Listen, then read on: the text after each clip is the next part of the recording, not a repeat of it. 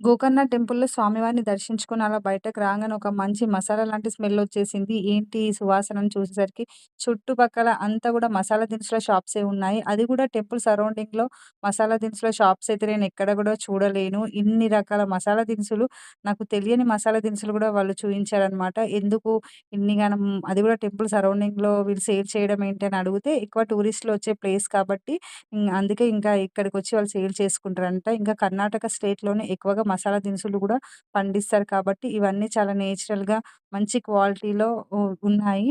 So, price చూస్తే హైదరాబాద్ ప్రైస్‌కి, అక్కడ ప్రైస్‌కి చాలా డిఫరెంట్ ఉంది. మనకన్నీ గూడా హోల్‌సేల్ ప్రైస్‌లోనే ఉన్నాయి. సో, నేనింకా రెగ్యులర్‌గా యూజ్ చేసే కొన్ని మసాలా దినుసులైతే ప్యాక్ చేసుకున్నాను. ఒక 8 రకాల మసాలా దినుసులైతే తీసుకున్నాను. 8 రకాల మసాలా దినుసులకు నాకు రూ. 750 మాత్రమే ప్రైస్ పడింది.